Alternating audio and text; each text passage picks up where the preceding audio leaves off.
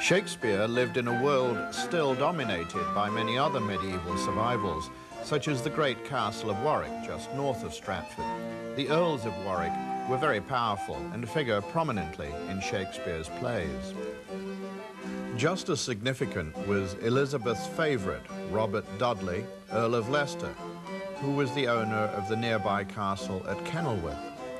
This site shows the kind of Elizabethan setting where Shakespeare met great lords and royalty, who may well have inspired many Shakespearean characterizations and scenes of court life. In Kenilworth's Great Hall, built by John of Gaunt, was the scene for many Elizabethan festivals, perhaps including performance of Shakespeare's own Love's Labour's Lost during a visit by Queen Elizabeth herself.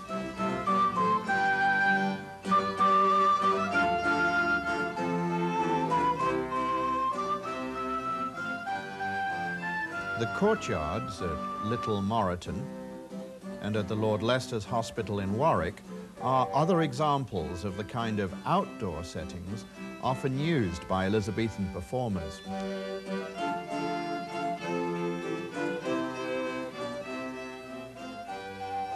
In such royal palaces as Hampton Court, Shakespeare's plays were often performed.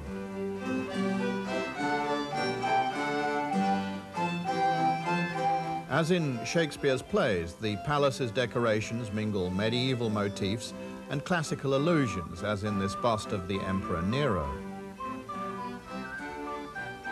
The Great Hall at Hampton, like that in the ruins at Kenilworth, is another courtly example of indoor performance space.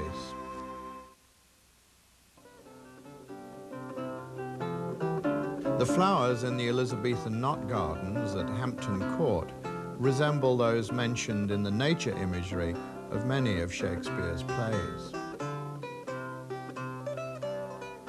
Similar gardens are found close by this remnant of the old house at Hatfield, where Queen Elizabeth had once lived in her youth.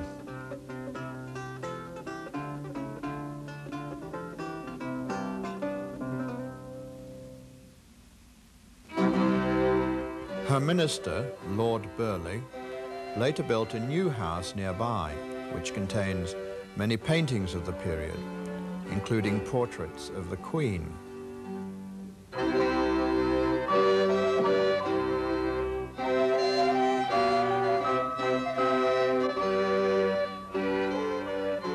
She is also commemorated in a garden sculpture at Hatfield, brought to life in a historical reconstruction at the Renaissance Fair.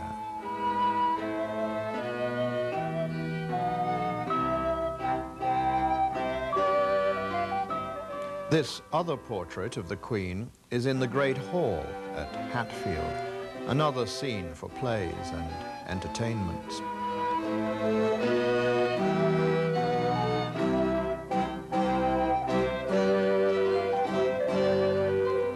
Shakespeare was familiar with these courtly palaces, but his own origins were middle class, as appears from many of the domestic scenes in his plays.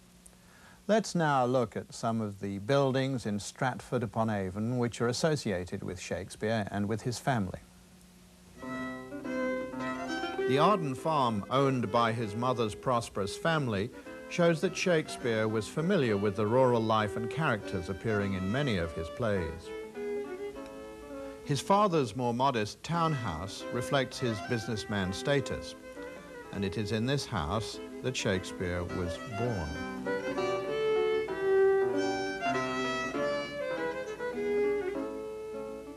The Guildhall Tower, where his father presided as mayor, abuts the grammar school where the playwright is thought to have studied. This classroom may well have inspired the many amusing scenes of school life in the plays.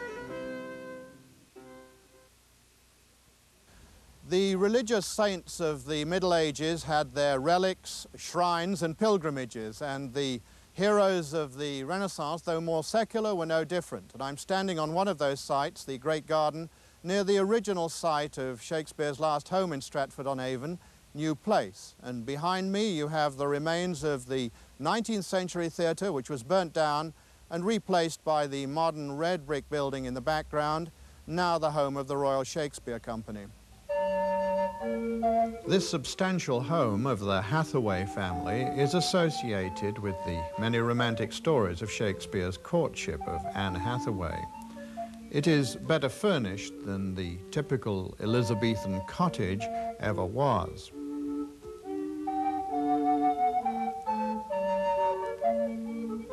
However, the homely interior may look clumsy compared to aristocratic homes like Hatfield.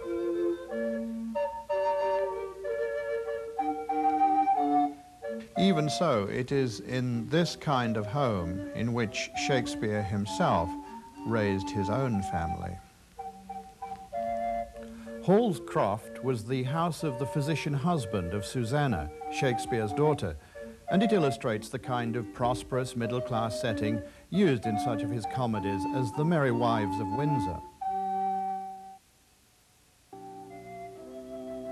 At Trinity Church, the parish church of Stratford-upon-Avon, are found many of the domestic records about Shakespeare and his family.